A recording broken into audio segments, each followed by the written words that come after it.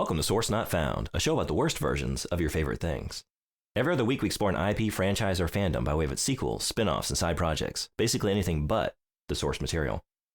I'm usually Brandon June, but today, no, I'm Vane, Clan Ventrue, courier by trade, Anarch in my heart. I tend to sleep in my car and stomp around in ratty-ass leather jacket and muddy boots, with my wolf Zayat by my side. Any older women listening who like what they hear, call me. No, seriously, I made a regrettable choice during character creation, and now I can only feed on older women. It has really reduced my healing opportunities, to say the least. And I'm Bo Woodall, and I'm almost exactly what he said, except I prey on older men. And my name is Rook, and my wolf's name is Magda. But hell yeah. Most of everything you said is pretty accurate. Yeah. And also, welcome to the show. New theme song. New theme song? Man, that thing fucking slaps. It's very good. Thank you so much to Saint Coelacanth for making that. We got links down in the show notes, but check out Saint Coelacanth on YouTube. I'm so happy with that. Yeah, it's great. It's incredible. So, NoVAMPber. Man, I'm sorry. This was a big one. Guys, we did we're following up on Brandon's most sourced of 2023 last year, which was Vampire the Masquerade. So this, for NoVAMPber, our last episode of the month, we did Vampire the Masquerade Night Road, a, what do you call this, interactive fiction game. That's from what I call it, yeah. 2020? Yeah, I've been trying to get Bo Masquerade pilled for like a year now. I really wanted to do Bloodlines, but you don't have a good way to play that at the moment. No. So then we were looking for like console alternatives, and we might have, I'm trying to remember on like a previous show, did we talk about maybe doing Vampire the Masquerade Swan Song? If we did, and you're here for that, more like Yawn Song. I put in a couple hours. I wasn't feeling it. I did not. It was a fucking walking simulator with a couple of moments of dialogue. Yeah. Yeah, the thing is, this is a book, and I've taken the book over the walking simulator. It was so fucking tedious. This one, now, not to spoil it, but I like this. I like this one. And just the very first scene is more exciting than anything in the first several hours of Swan Song. I'm sorry. It's just, maybe it gets better. Maybe someday I'll find out. Okay, so I do have to ask, if you don't mind, Brandon, give us the briefest of intros to this masquerade party. Maybe brief. Yeah. Good start. Problematic. Vampire the Masquerade is a tabletop role-playing game universe. It's part of the World of Darkness. First released in 1991. I think Vampire the Masquerade was like the first piece of that larger World of Darkness, I think, universe. You got werewolves, you got witches and mummies and stuff. The big two seem to be the werewolves and the vampires, as usual. Yeah, as Team expected. Edward and Team Jacob. Yeah. I mean, like I mentioned last year and just now briefly, my first experience, though, was playing Vampire the Masquerade Bloodlines last year.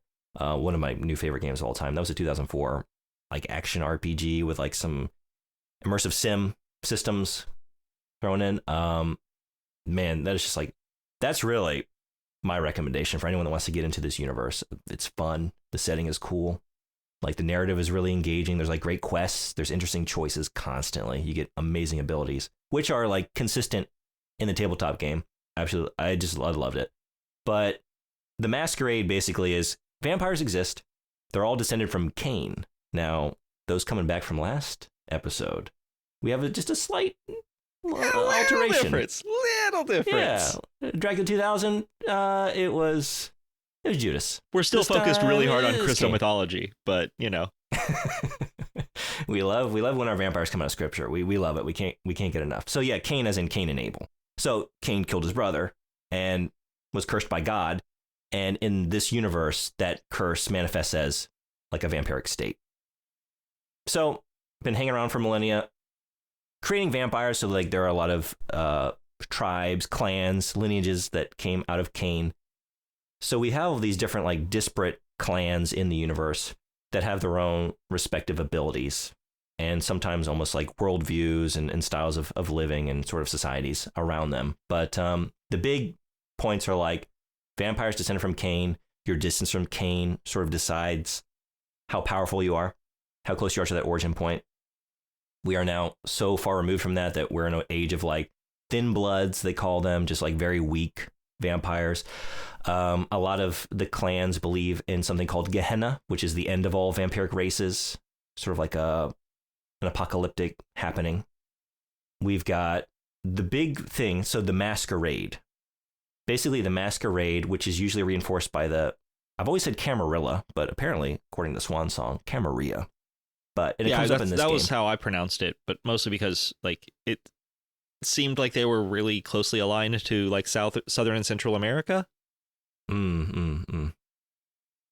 I'm just Camarilla, Brillo. Yeah. Yeah, they basically reinforce the Masquerade. The Masquerade is the idea that we need to convince the general public that vampires do not exist. So we do this by enforcing a bunch of rules about public behavior and what you cannot show to mortals in order to keep us veiled in secrecy. So that's the big one. Then you have the Sabbat that like they kind of they're sort of like the fundamentalists of the universe. Right. They don't come up in Night Road to any great degree, just like mentioned offhand. Yeah, they take everything literally. They really believe in Gehenna and all the myths surrounding that, and they're just sort of like the religious fanatics. And then you have the Anarchs, which I always sort of defer to. Kind of like I don't know, you'd call them like the libertarians. Like they benefit from the Masquerade. They like using the infrastructure. They just don't want to pay for it with their taxes. Right. Yeah, makes sense. and they're also down with changing it in the future if need be. Yeah. So those are I think the big things to know about this universe. You have just like a bunch of vampiric societies, and a lot of them revolve around these systems. Like there are systems to reinforce that. So when you're playing Vampire the Masquerade, in Night Road and Bloodlines, and I would assume in the tabletop game, I have not played the tabletop game, but these are all systems pulled from that. You are thinking about, first of all, like your needs. Like you need to feed, you need blood, and right. The blood powers your abilities. So you get hungrier and hungrier as you use abilities or as time passes. And you can go into a frenzy state where you no longer have control over yourself, and you could just sort of lash out in your hunger and potentially do a Masquerade violation, like attack someone in public in front of other mortals. So you're worried about that. You're worried about keeping up the Masquerade, not using your abilities in front of other mortals out in public where people would know you for what you are. You're dodging hunters who are on your trail, who will be alerted to your trail if you decide to let yourself known by way of using these abilities or feeding in public. And you're thinking about your humanity. Like even when you can get away with something like bleeding someone dry, like an innocent person that you found in an alleyway. Right. That's going to knock your humanity down a little bit. So there's a lot to manage, but it makes for constant, interesting choices. I love the choices I'm presented with in these games. I really do. I'm constantly thinking through a lot of ideas and potential ways to get through a situation. There were some just in Night Road on its own, there were some very, very fascinating ideas and choices that one is forced to make. Yeah. So that's the sort of, that wasn't very concise. I'm sorry. Hey, you know what? It works for me. Yeah. It gave me a little bit more insight to the game that I played, which now leads us to Night Road. Yeah. Again, Night Road was released late 2020. It is an interactive fiction or an interactive novel. Imagine a video game version of a choose your own adventure game. You have a character sheet that you can kind of see how your growth works. You can turn that off as well and just play through. Did you? No, I did not. Dude, I'm a D&D player. Give me those crunchy numbers. Yeah, I need them. And you can follow through as you go, increasing skills and abilities and powers, acquiring objects or weapons or modes of transportation, whatever. That's how the game works. But what the game is, Brandon, normally you are the person who says we should read the book inside the jewel case of the video game, right? Like that's a good thing to do. Well, I got the description of what this game is supposed to be when it was released. So, If you don't mind, I'm going to share that real fast So this is like Sure. the back of a DVD cover, effectively. Mm-hmm. The elders have entrusted you, an elite vampire courier, to deliver their secrets. Can you outrun the hunters, the other drivers, and the rising sun? It's a new dark age for the dead. When the Second Inquisition's vampire hunters hacked phone lines and computer networks to expose and destroy vampires all over the world, the elders turned to undead couriers like you. Race across the desert to deliver secrets, promises, and threats. Unleash the powers of your blood in ancient disciplines to change form, vanish from sight, or dominate the minds of your enemies, or just run them off the road and keep driving. Death is a hard road. You drive it every night. That last bit is just good. It's just good. Death is a hard road. You drive it every night. Death is a hard road. I want to ride it all night long. Gimme, yeah. So that is what we're looking at. And because this is an interactive game, an interactive fiction, an interactive novel, however you want to call it, we do have to change up our scoring rubric a little bit, right? Yeah, because there's no sound in this. So instead, narrative structure is worth 20 points today. Yeah, it is. Narrative structure, gameplay, visuals, and fun factor. That is what we're looking at, and then we'll score it as any other video game. I feel like it's fair to replace sound with more story, because this is just story. Yeah. And I think this one, we're going to even weigh it a little harder, like judge it a little more critically on literary merit. You know? I mean, we're both like English actual majors. words on the screen. Yeah. Because, it is. That's the experience, right? We don't have any sound. It's there are some sparse illustrations here and there of a few principal characters, but that's about it. You don't have much other than the text on the screen. So, that's got to weigh more heavily than usual. So, let's jump right into narrative structure and how we feel about that. Do we want to start with scores? Yeah, sure. Okay. I gave it 18. 18 out of 20. I gave it an 18 as well. Hell yeah. I basically gave it, like, when I was thinking about, like story, plot, 9 there, and then also just like as a piece of writing, it's good. Not bad. There's some good writing. It's pretty good. Yeah. There are moments that the chapters are chunky. There are 11 chapters total, and it'll probably take an average reader 7 to 10 hours to play. Yeah, I guess it depends on like how long you think on some of your decisions, and you can do some side quests here and there. But I did all of them around 10. The singles. If there was a side quest to be taken, I was fucking there, man. Same. Even when I didn't intend on doing a side quest, where I thought I was just doing some random little task, and it turned out to be a bit of an adventure. Yeah, I was all over all of it. But I would say like a good average is considered like if you're gonna sit down and play this, set aside like an hour for a chapter. Yeah, I think that's fair. I'm a pretty quick reader, shorter, so it moved a little bit quicker for me.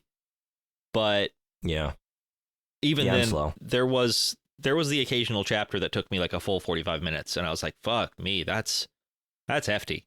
That's a hefty chapter." I mean, the way I like to do it, I was streaming this briefly last year. I was doing like a chapter or a portion of a chapter before my Bloodline streams, but it's a lot to read aloud. Yeah. It's a lot to read. I fell off. But the way I like doing this is just, in the morning, you have your coffee, you're sitting there, and, you just take a leisurely read and step away, think about a decision, maybe go, I don't know, get ready for the day, come back, make the choice, read a little bit more, just really enjoy it, savor it.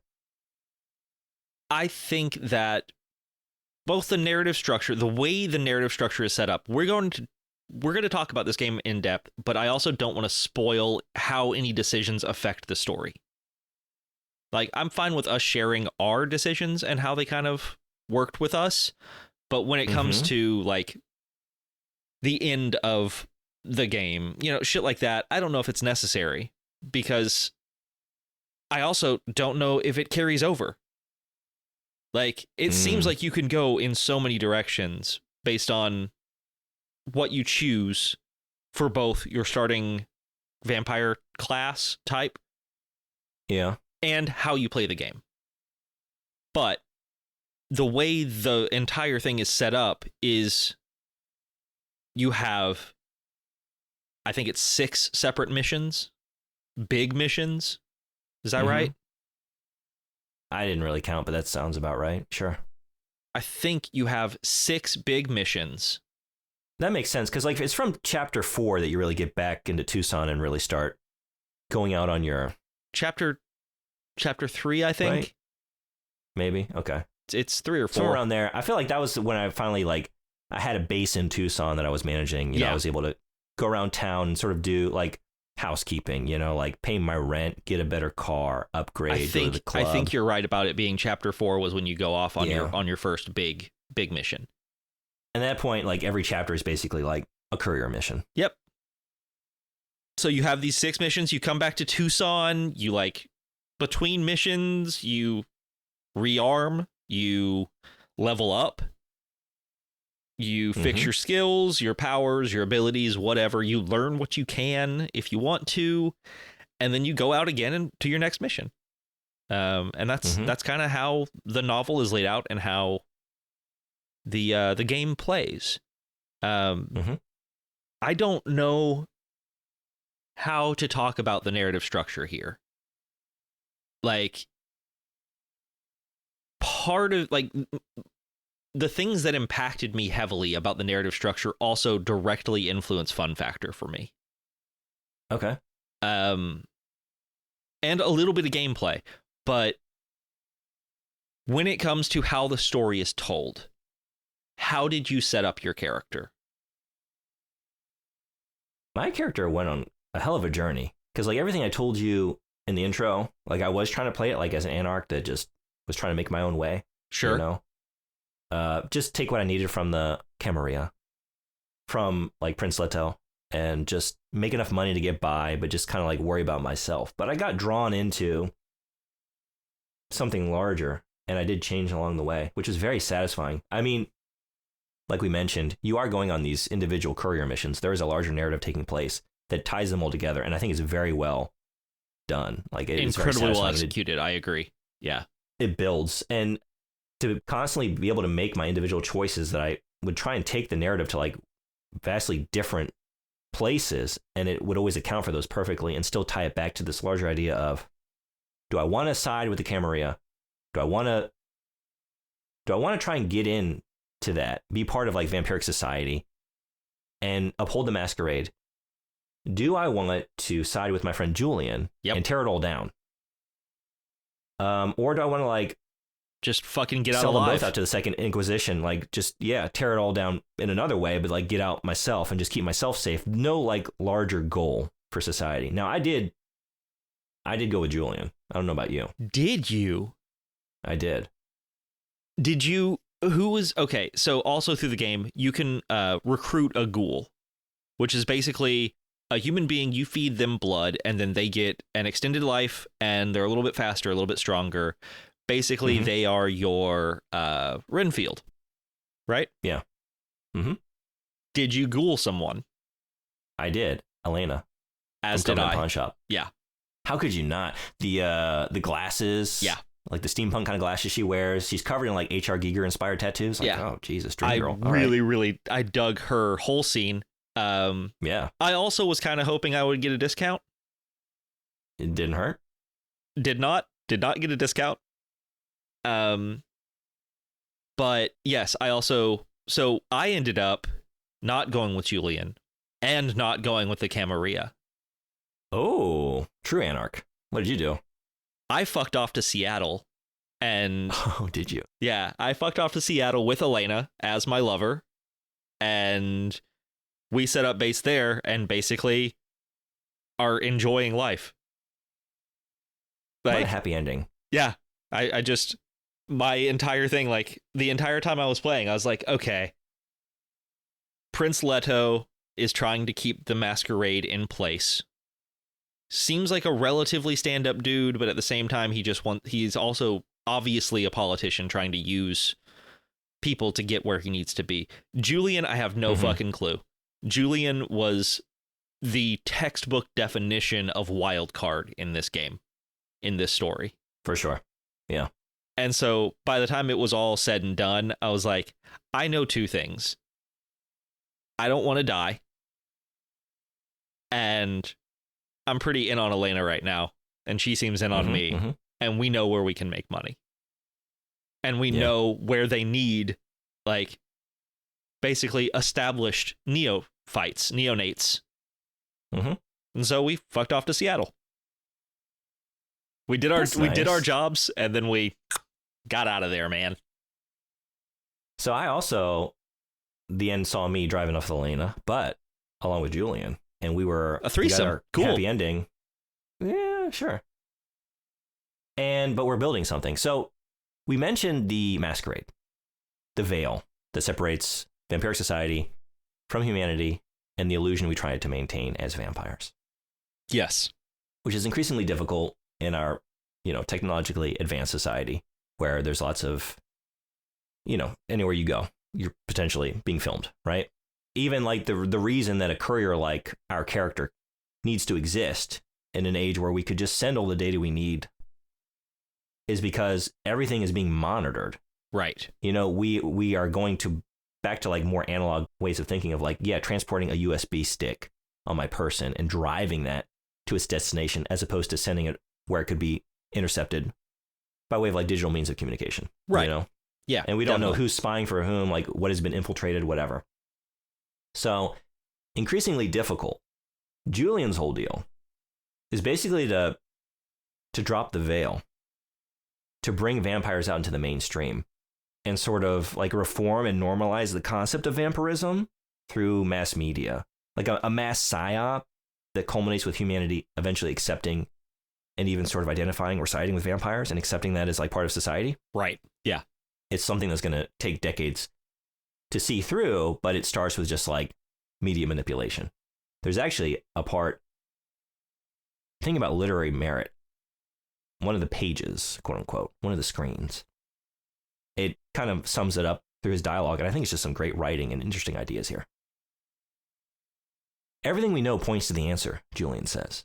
Whether we use religion or television or whatever comes next, we control what people believe by telling them who the heroes are. We tell them who deserves a story. We tell them who deserves a point of view. People don't care about facts. They just want to know who to identify with. They can watch a police officer beat a man to death for no reason, and they know what happened, but do they care? No. They only care what 50 years of TV have told them who the hero is. It's the cop, not the guy on the ground. And we're better than this, right? I mean, just a little? Nervous laughter as the video plays. Julian pauses it again. So we can duplicate this. The Masquerade will fall. People will learn the truth.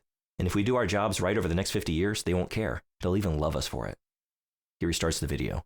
The truncheon falls again and again.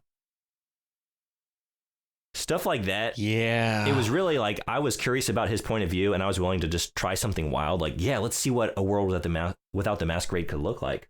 But it was the Biosphere Zero mission that really solidified my choice. Yeah. Yeah. That was one of the reasons I got out, I think. Like, I supported Julian through the entire thing. Like, got him information, played him and Leto at the same time. Like, basically, my entire deal was I built my entire character as a charisma monster. Similar to how I play D&D sometimes. Like, I am... If there is the ability to use charisma and persuasion, I cannot fail. Like, I have everything maxed out on that skill. And so that's what I did, was try to play them both at the same time, mostly because I wanted to see what Julian would do. But then toward the end, I was like, I'm completely fine with him doing this. I just don't know if I want to be the figurehead of it. Like, the chances of it going wrong are too big for me right now. Yeah, I get that. That's a very cool chapter. You're basically in this abandoned facility, and you're not alone there. You come upon a group who's there for their own reasons. I guess I'm not going to try and spoil more than I need to. It's a horrific chapter where you're losing potentially characters to like some unseen monstrous force that is also there with you. and this other party that you've stumbled upon. And you can decide how you want to play it on the back end of that when that presence makes itself known. That Biosphere chapter was chilling, man. Very, very chilling. That's one. Okay. This is something why I gave it 18 out of 20. I was wondering about this, and I don't know if what I want would make it better.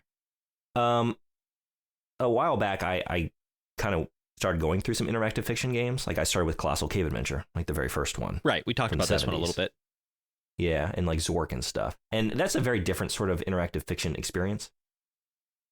That one you actually have it's almost like it functions more like a program where like you have a text parser and you're like doing inputs to see what, like, you know, like walk forward, you walk forward, look at door, you know, open door, break wall, whatever it is. This one is you're choosing from selected, like pre-selected options. Zork and Colossal Cave are more like text-based video games and not interactive fiction, I think is probably an easy way to put it. They tend to, that genre of game tends to go by interactive fiction. Really? Yeah.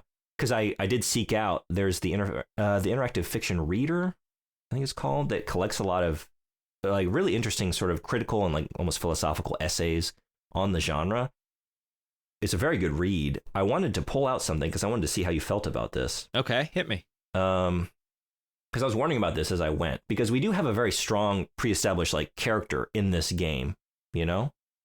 Like we are choosing how much to influence that with like our play style. Right. But it's a defined character. Like we as the reader are not the protagonist. Like it's something separate from us, right?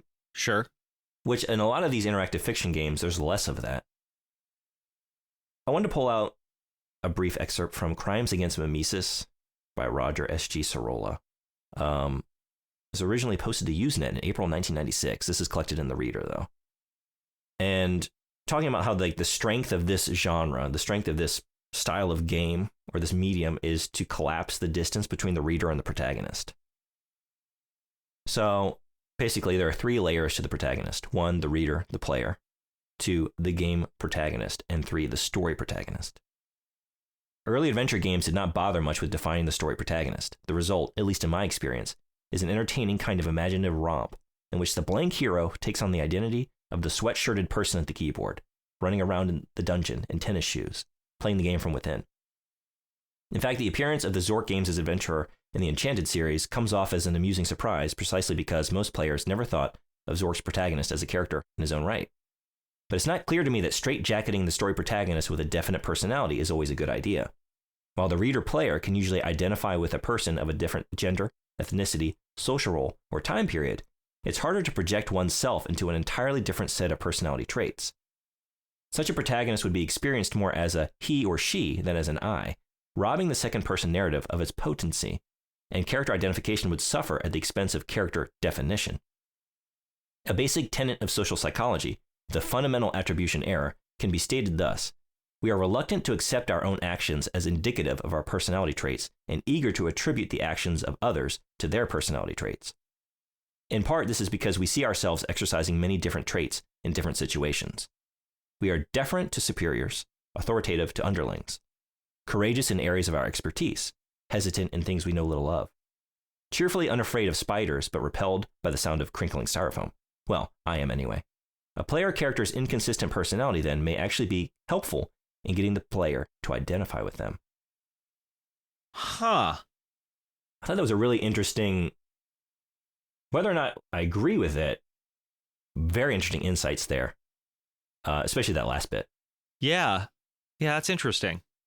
I don't know how I feel about it either. The reason I brought it up, we were thinking about Biosphere 0.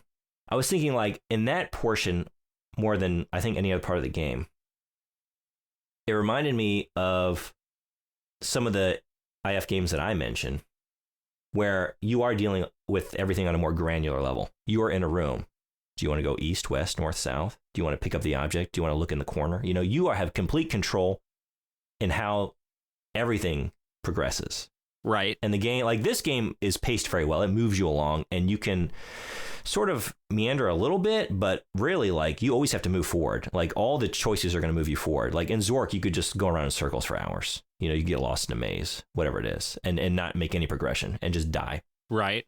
And I was wondering, like, that chapter in particular, I was thinking, like, I maybe could have used a little bit of that. Like, a little less, like, chaperoning me and, like, pulling me forward, and a little more, like, on the granular level, like, I'm in this room. Do I want to go north, south, east, west? Do I want to check out what's over there? Like, it was a very good, like, horrific chapter where we're not really sure what's hunting us. And I wondered, like, in that situation, could it have been an opportunity to shake up the formula a little bit and really let me get into that facility and feel the horrific nature of everything a little more closely? I did, like this essay's talking about, I did feel the distance between myself and the protagonist. You know what I mean? Like, it's a character independent of me. And I like the character that I'm playing. I don't know that I wanted to just take all that away, to feel more immersed. Maybe I have a strong opinion here. I did not need that in that chapter because I didn't want to remove the separation. Like, I know that I am playing a character. I'm completely comfortable playing the character. I didn't need it to be more granular because I was trying to experience, I think it would take away from the story to make it more granular. Like, Zork is not going to get a fucking 18 out of 20 narrative structure and critical value from me. Like, it's not, you know? Like, this is a well-crafted story with well-crafted characters. If you make it too granular, I feel like you are kind of shitting on the craft that's been put into it, right? Like, I agree. I wouldn't want that across the board. I was wondering, like, would that have been good as like a one-off chapter, basically? I wouldn't want the whole game to play that way. It would be very tedious, and I think it's paced very well. I guess what I was thinking, and it's a larger, I don't want to say issue, but something I was thinking about playing the game. I don't know how much you can fail. I wanted to bring that up in gameplay, actually. Okay, and maybe it's going to be that, but like, that's where we should talk about it mostly. But just a quick hit, I failed like once or twice on a roll, and like I had like moderately inconvenient consequences. But at a certain point, like in a choose your own adventure book, you can straight up die. Like, you just die and you restart the book, and that might have been very frustrating to spend like 7 hours with a game and then just to die.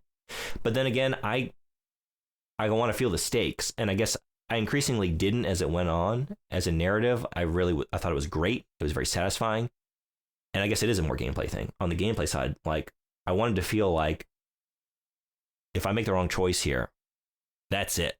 And I increasingly didn't. And I guess I was thinking, like, in a chapter like that, maybe giving me, like, if you don't want as a game to like potentially funnel me into this sudden abrupt dead end, start the game over again, everything you put into this, because there's no going back.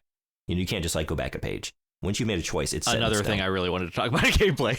yeah, sorry, I know I'm getting ahead, because me as well. But if narratively it's not going to allow for that because you have this larger story you want to tell, then I was just thinking about ways that could you immerse me a little bit more or make me identify with this character a little more deeply by getting into some granularity at points, because I did feel an increasing distance between myself and the protagonist because I didn't feel those stakes. I feel like you're shooting yourself in the foot there, because if you include the granularity, you're including a better chance of failure, right? Like, too many more options that you can make that can lead directly to a fail. Like, if you're in said room in Biosphere and it's like, okay, do you want to go north, south, east, or west? Or do you want to leave this room through one of the 3 doors? Behind one of those doors is the monster. Behind the other 2 doors, you're relatively safe.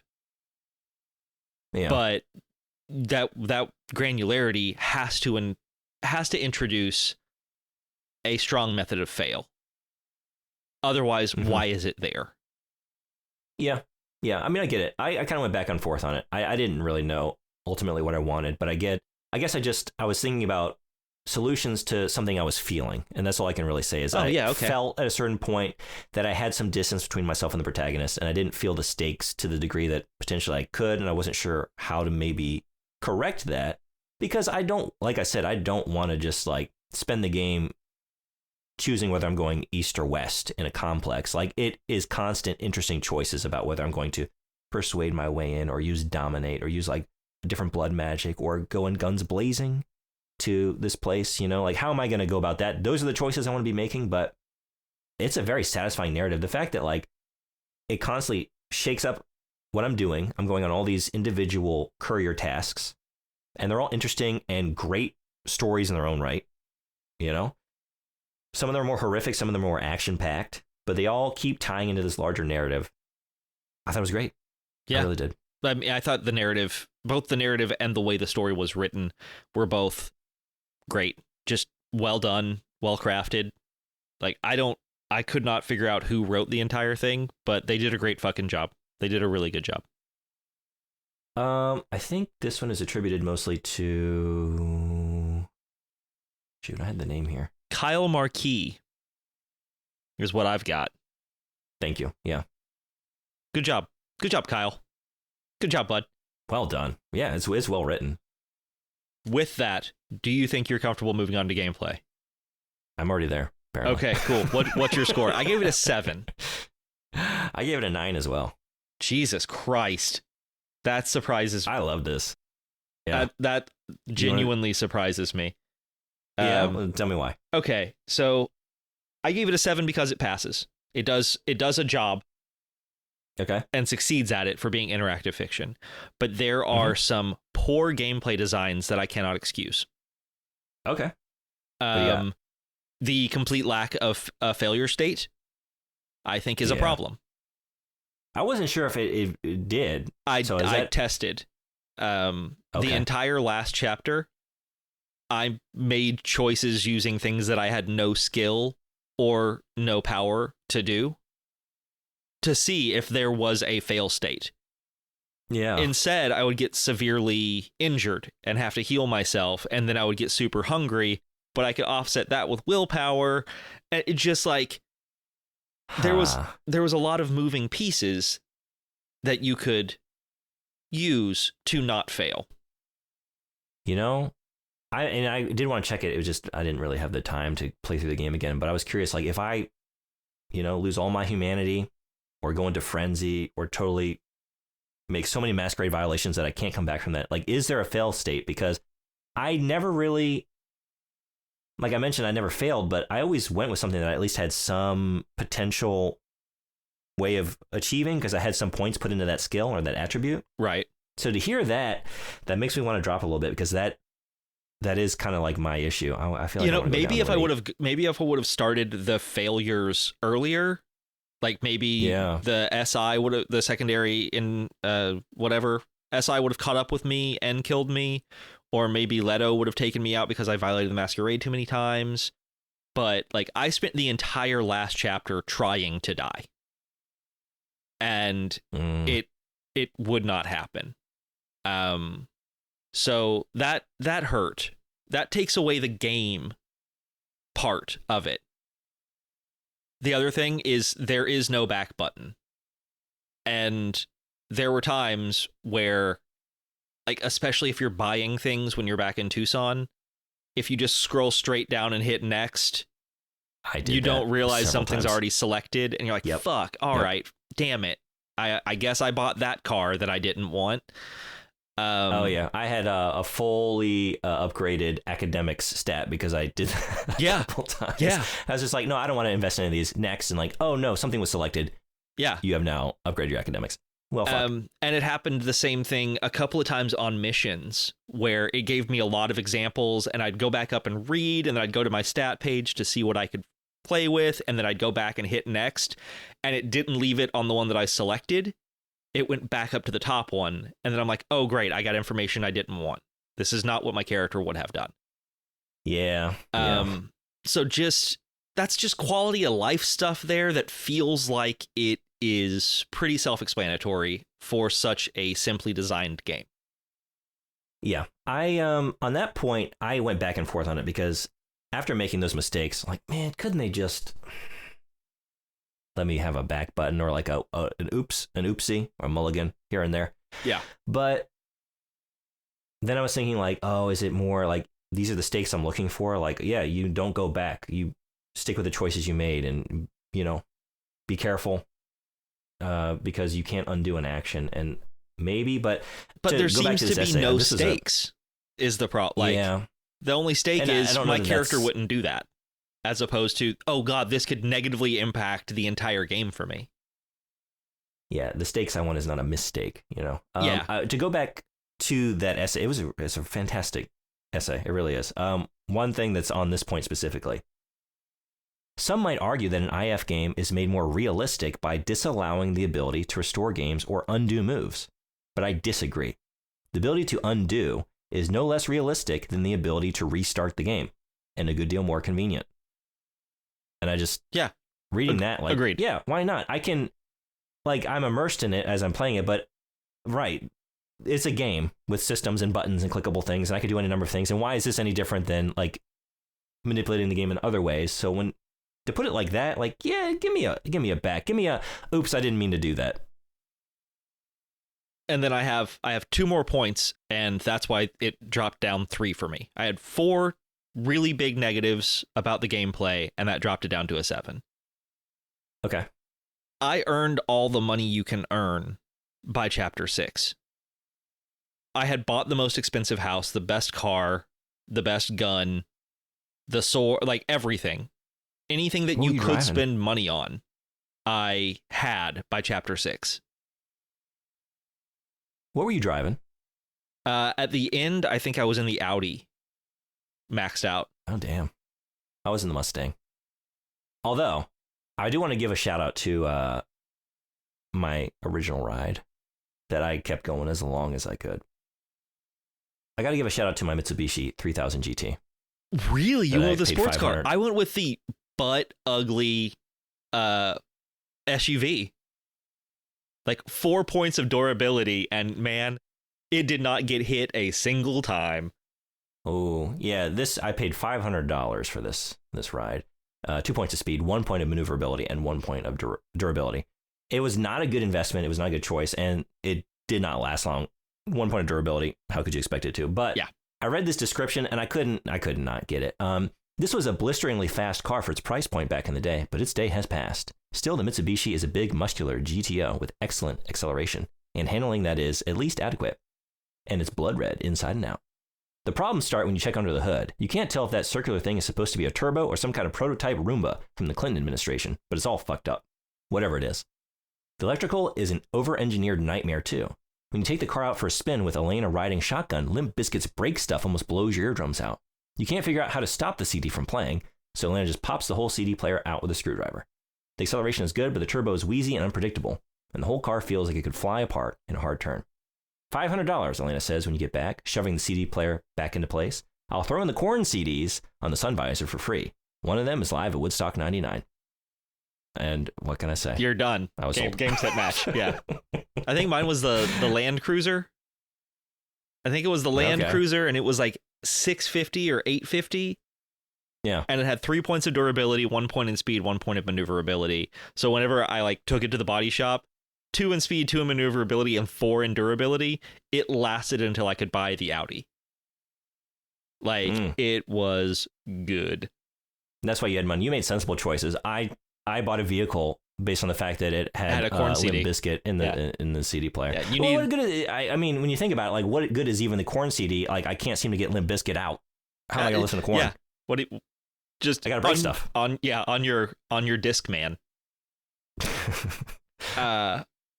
So yeah, that was something that I had a problem, not necessarily a problem with. Did I play the game smart, or was it just very forgiving? That's what I kept wondering about. It makes me want to drop my score a little bit, because that was my primary issue with it. I wanted to feel the stakes. I think knowing that you actually experimented with that a little bit, I think I want to take it to an 8. Okay, let's do that. I feel a little bit better about that, because that's a big thing in a game like this. I don't know, but then I'm comparing this against another game from the World of Darkness. It's Werewolf the Apocalypse, Heart of the Forest. Yeah. I think it's called. Played that actually earlier this year. You can make some wild decisions in that, and you can have a very abrupt death. And it's satisfying to... I mean, I basically played as like an eco-terrorist in that game, and like in my mad frenzy to decapitate a politician, got gunned down by SWAT teams. Holy in the shit. forest, and that was it. That was the end of the game. Spoilers for if you play it like I do. God damn it. But it's like a valiant ending, a valiant death, you know? And it's like, it was a death. And I wanted to feel like I could do that at any time in this game. And I increasingly didn't. But the other thing I'm thinking is, it's reminding me of, I think it was Cyril Vasquez, a reviewer I really like, when he was talking about Kentucky Route Zero, which is a game I absolutely loved, that also has like dialogue choices along the way. And at a certain point, if you replay it, you realize like a lot of those choices don't impact the narrative. Right. They don't really mean a whole lot. You would like, that would be my first kind of knee-jerk takeaway. And his point was, no, they do. You are not influencing the consequences, but you are deciding the tone of this work of art. You just have to treat it like that's what it wants to be. It wants to be an established narrative that you manipulate the tone of and the atmosphere and how you perceive certain scenes, and whether you imbue them more with like a melancholy or not based on like your character's responses. And that's an interesting takeaway for that game. It's very appropriate that, yeah, okay, I shouldn't like make that a knock against this game. That's not what that game is trying to be. I think this game, the way it plays, like with these sort of systems that are familiar to like, you know, an RPG player, an immersive sim player, I did want to feel that failure state though. I don't want to just like manipulate the tone. Yeah. Like I want them to really matter. And in a lot of them really in this do. case, you are the narrative.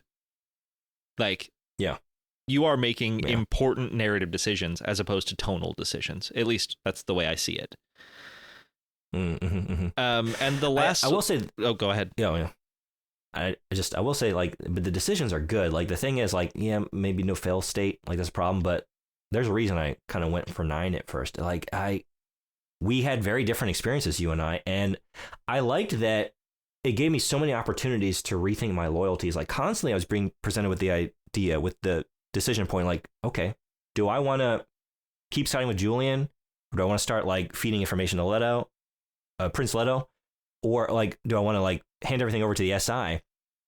And I never felt like I was locked onto a track. Like, I felt like every chapter, at least, sometimes multiple times within a chapter, I was given the opportunity to reevaluate and reshuffle my loyalties. And I really liked that, both like on a narrative level, because I was constantly faced with indecision and like hesitation. Like, I don't know if I'm doing the right thing here. Like, I'm Julian, like, this is a big swing. This is a wild idea. I don't know if this is going to work.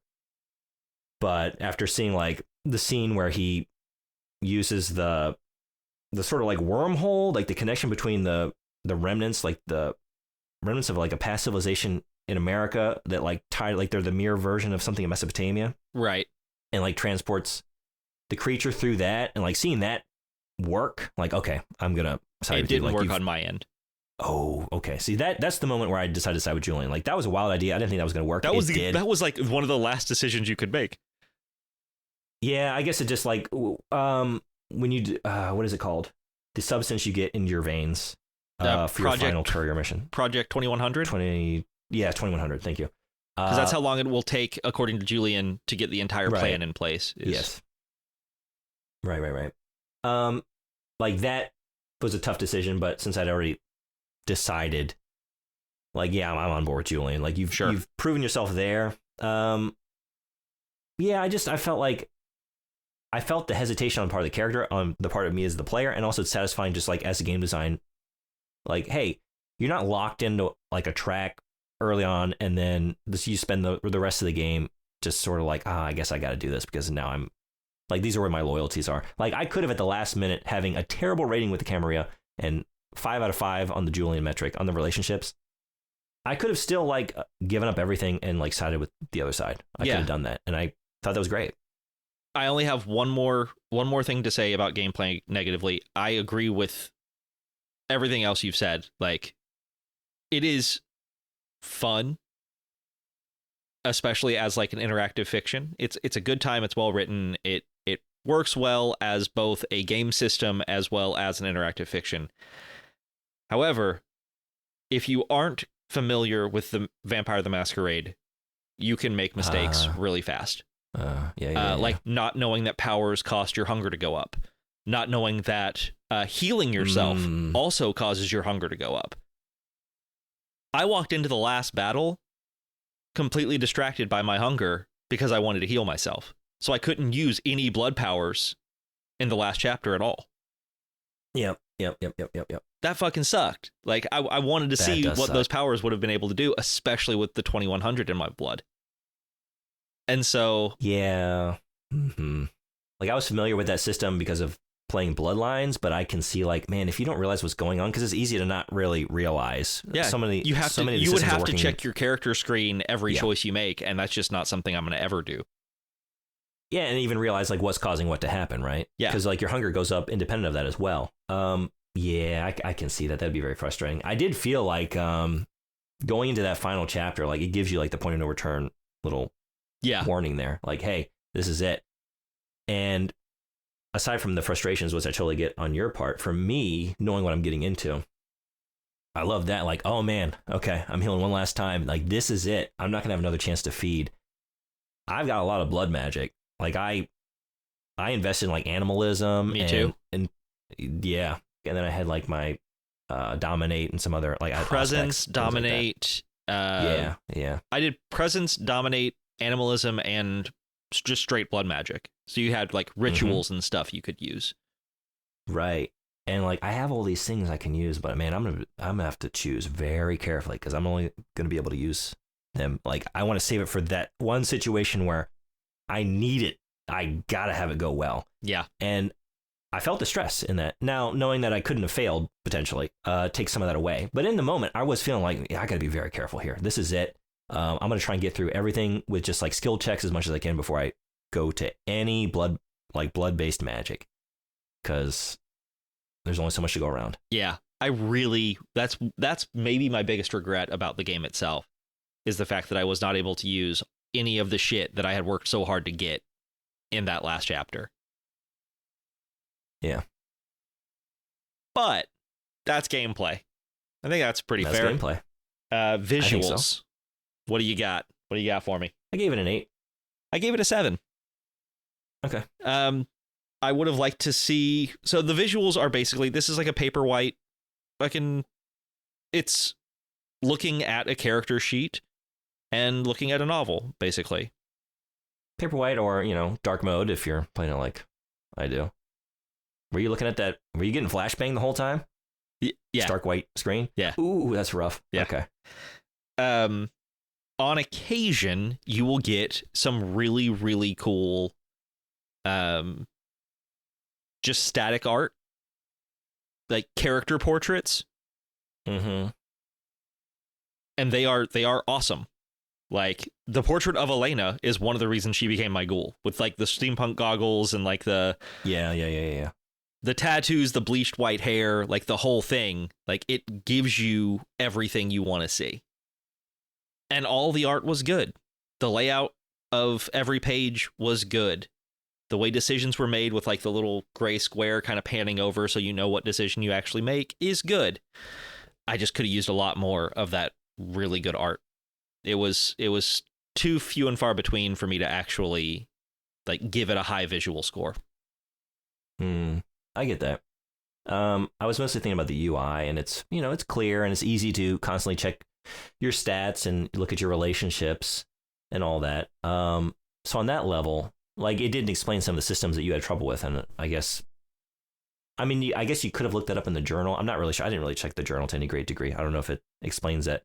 I didn't clearly, either. But just as, like, in terms of, like, the UI and how you play the game, I thought that was all as good as it needed to be. Like, there's not really much to ask for there. It's clear, other than, like, being able to potentially accidentally invest in something by clicking next when you're back in town. Like, I wish, something had been done there to prevent that from happening.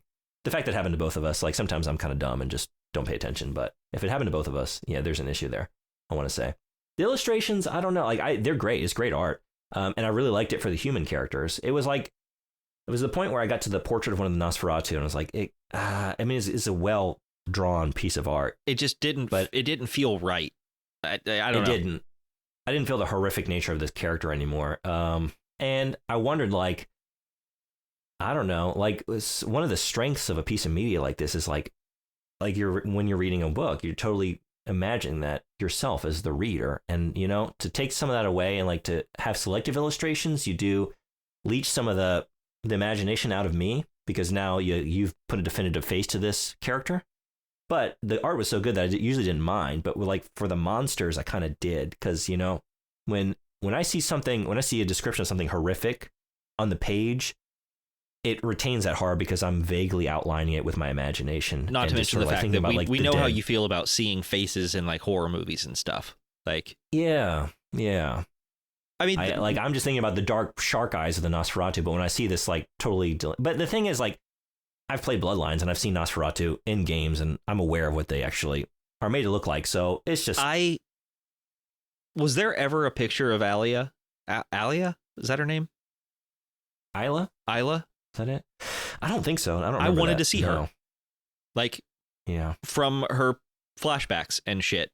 Like, there were times where there was art given where it didn't need to be there, and other times where I wanted the art and it didn't show up for me. I agree with that. Like, some of the choices were kind of odd. Like, you get a lot of principal characters, but then sometimes a certain character is not. You don't get any portrait from them. And it's a big character. Like, yeah, that's kind of sucks. You don't get any environments or whatever. I'm just thinking, like, if you are going to give me illustrations, then maybe give me a little bit more. Like, maybe all or nothing, but I don't know. Maybe I did like the balance. Maybe it was. I would have loved a picture in this style, an art in this style of when you're driving up to the biodome. Like, what does this abandoned scientific facility look like? Because we don't get tons of that on the page. That is a great time to use art, and it was a missed opportunity. Yeah. I was thinking about that. Like, do I want detailed illustrations of all these places? Because I do want to, as the reader, be able to imagine what these places look like. So I was thinking, like, maybe a good balance would be like a Ben Templesmith, or like some kind of wild, like loose, maybe like an Ashley Wood, like something that is like very Templesmith loose. Would be fun. Yeah, maybe just some like abstract art that like sort of delineates some of these environments, but it's not like hyper detailed. So like it leaves something to the imagination, but it gives like a vague outline or like a tone to reinforce like the situation. Maybe something like that would have been nice, but I don't know. I figured like I don't know what the budget is on a project like this, but I figured like, maybe there's some money left over for like a couple illustrations. You know, this is like a small project. This is a text-based game, and so like going for something like that, like that's, a more ambitious project. But again, like my thought on like, do I want granularity or not? Really, I'm just thinking like I left it thinking like it wasn't totally satisfying on the visual metric for a couple reasons, and I'm not really sure what the issue is, but I'm not sure what I even want there. But the very fact that was my sort of feeling that I'm left with, like, yeah, that's my score. All right, fun factor. 10 out of 10. Really? Perfect score. I loved it. I had such a good time. Perfect score. I went really an 8.5. Very good time. Okay. And the only reason it dropped it down 1.5, the only thing that pissed me off about this game were the stakes. Yeah. That's it. I get it. I do. Everything else was a fucking blast, but that last chapter really, really is a thorn in my side. I get that. I mentioned my issues with it, and that's why I decided to be more critical on those metrics, because really when I think about my holistic final feelings on this game, stepping away from it, like aside from those little issues here and there, man, I love this. Like the first few chapters, I was kind of like, I was sort of in, but I wasn't really feeling it. Like, oh, is this going to really grab me and make me feel invested in this narrative? And again, like I said, when I got to chapter 4, I think it was, and like the stats started really meaning something, and I had some investment in not just the narrative, but like it as a game, managing my wealth, managing my attributes, and really making constant, interesting choices. Like whether or not the stakes are there, the choices are very interesting. And I played it a lot of different ways in a lot of different situations. Like I did the charisma route a lot of the time. Eventually I got enough experience points, it gives you enough experience for you to really try your hand at a lot of different playstyles before the game is done.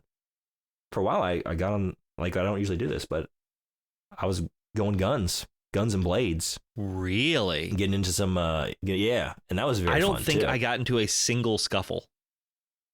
Yeah, I got into a few by the end. I was talking my way out of fucking everything. When you go back to the Viper near the end to get Project 2100. Yeah. Yeah, that was just crazy violence. Huh. See, and this is why, again, the only thing I'm dropping it down for is that last chapter that left a bad taste in my mouth. It is so cool for us to have played damn near the same character starting off. Both Ventrue, both male, both you went old women and I went old men. And by the end of it, you have created a character that is able to deal with combat, and I've created a character who is talking his way out of everything and wants one thing and one thing alone: to get away and survive. Like, that's it. Take me, Elena, and our money and get the fuck out, because this is a bad scene. And that's just really, really cool and clever, and something you don't necessarily always expect from something like an interactive fiction, because it's text-based and narrative-based. Yeah. And a lot of the interactive fiction experiences, especially the ones I've played, are more about like puzzle solving. Yeah. Like exploring and puzzle solving, but not making the sort of character-based decisions that, again, I mean, this is based in tabletop RPGs, and you feel that. And it felt like systems and all these choices. Yeah. I mean, it gave me, that's why it's a 10 out of 10 for me. It gave me a compelling narrative that I was fully in on seeing through. Good characters along the way. It's exciting. It's spooky. It's funny at times. And I'm making cool choices along the way. And it gave me some of the great parts of a tabletop RPG that, you know, if you're not able to coordinate with friends and do that on a weekly thing, like, this is an experience that you can have to have like some part of that experience as a single player. And I thought, on like, for that, to deliver all that to the player, yeah, what more could I've asked for? Like, it was very fun. It very, very much felt like something you could take a couple of buddies for the weekend and play a couple of D&D sessions, or in this case, Vampire the Masquerade sessions, and you could see how this is made for tabletop. Like, it is very easy for me as a DM on occasion to see this as something you could easily build and have a great time doing it. I mean, it made me want to. I wanted to last year, to be honest, when I got really into Bloodlines and started reading through some of the players' guides and the other lore for the tabletop game. But this more than ever, like, man, I want to try playing this. Yeah, I feel like I do that's too. something we should look into at some point. It was a very, very good time. It's a cool universe. Yeah. I love the abilities in these games. That's what I keep coming back to. Like, it was clear in Bloodlines. It was clear in this. Like, you get some really cool clan-based abilities in these games. I mean, and the abilities you unlock later on through, like the animalism and the blood, the blood magic and stuff like that, is just really, really neat across the board. Man, going into the Viper at the end, like sneaking through the back, going through these like secret tunnels that I like intuited out with my very high academic and intelligence skills, and it was sort of a mistake. Didn't mean to do all that, but whoopsie. Hey, whoopsies. Found all the secrets. With like my wakizashi, and I don't remember what handgun I had, but the most expensive one. I had the big boy handgun too. Yeah. My wolf by my side. I just felt like such a fucking badass. It's very cool. I was ready to rumble. Very fun. So I've sourced this. I haven't gone back to the source, the original tabletop game yet, at some point. But I've now jumped around the World of Darkness a little bit, played a few games. This was your first foray. It was indeed. I would source it on the strength of this alone. How about you? Definitely. I'm going to check this out. Like, I'm probably going to get a player's handbook or something like that. Like, I don't know how their like TTRPG stuff is laid out, like a D&D where you've got like the Dungeon Master's Guide, Monster Manual, and Player's Handbook, but I'm definitely going to keep an eye out for some of their shit. I could see myself running a game or asking someone to, run a game for a couple of people and see how the characterization works and how the world functions. And just, there's a lot you can do with this world. Yeah. Total score for this one, 84.5. Hell yeah. I think that puts it as our second highest scored game. Is that right? Right behind Monkey King. Hell yeah. Okay. That's all right. That's pretty good stuff, man. That's pretty good stuff. Vampires and monkeys. That's what the show. I mean, the last few months, actually, that's kind of been what the show is. That's what the show has been. Vampires and monkeys. Next, do we need? Do we have a vampire monkey? Are there any good vampire monkeys out there? That dead silence, listeners, is no from me. And maybe there's a reason. Maybe it's something we don't need in this world. I was trying to come up with a joke, like. Oh really? I was actually trying to think. Draculilla, but nothing fits. Mighty Joe, not so young. I mean, vampires usually pretty old. Christ alive. Been around a while. Uh, End the show. Stop. Give me to stop talking. Ed. It's just Ed. Just fucking Ed. I was thinking, like, did Ed dress up as like Dracula at some point for like a Halloween scene? That sounds like something. It feels like something he would have done, but I can't recall. But maybe Ed. Ed works. Ed put on a cape. Ed's a good vampire. Yeah. Let's just see ya. Guys, that is our complete rundown of Vampire the Masquerade Night Road. And obviously, we both think you should source it. Check it out. I mean, it's on mobile, and it's not that expensive. It is a really good, chill, but also kind of spooky, intense on occasion game to toss on mobile. Like, you can go to the bathroom, sit on the toilet, read half a chapter, make a decision, and come back to it later. Like, it's really, really nice. I'll say Bloodlines for sure. Number one recommendation. If you're looking for another interactive fiction game, Werewolf of the Apocalypse, Heart of the Forest. It's similar to this, a little shorter, a little sweeter. Checks a lot of the boxes that this one does. It's very good. I may be checking the that werewolf one out. Side of the. I mean, you should check it out for sure. Yeah, I think you would like it. You guys may hear about that in a couple of episodes because I may just go ahead and just absolutely wreck that. Housekeeping, as per usual. Source Not Found podcast at all of your socials. Source Not Found podcast on YouTube, where you can catch all of Brandon's playthroughs on video games, as well as our audio episodes from the past. Check that out. Our Patreon, patreon.com/Source Not Found pod. It's pretty batshit insane over there. Like, today, we've been pretty chill when it comes to how batshit we can be, because we're talking critically about a video game. Over there for NoVAMPber, we built a vampire baseball team. Yeah, we did. I don't know why. I don't know why. Maybe for the vampires to play monkeys one day. It could happen. On that team. That's what they need. But actually, they don't need anything because that is one sexy team. It is a sexy, sexy team, except for their bullpen.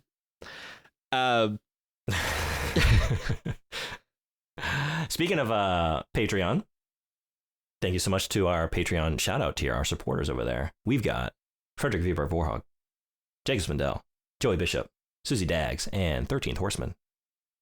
Friendship. And an additional shout out to, again, our new theme song. Thank you, Saint Coelacanth. We love it. Check out Saint Coelacanth on YouTube. Link down in the show notes. It slaps. Everything he does everything Coelacanth does slaps. It's very impressive. Thank you so much always for listening. Thank you to our patrons. Thank you to Coelacanth.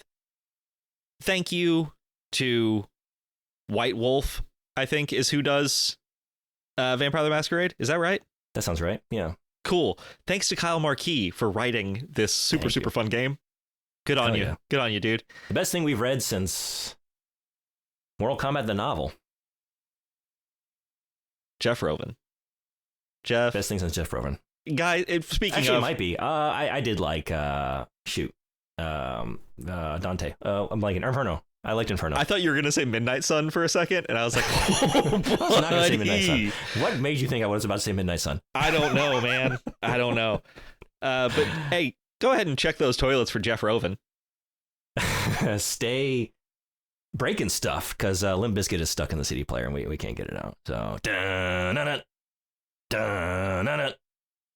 I actually don't know Limp Bizkit. it's just one of those days where you don't want to wake up. Everything's fucked up. Everybody sucks. Why do you sound like Weird Al Yankovic? My friend Doris. It sounds like Weird Al? Sure. Hey, this is the parody. Fix stuff. It's just one of those days where you want to fix stuff. He already has that song. Does he really? Yeah. It's called Handy.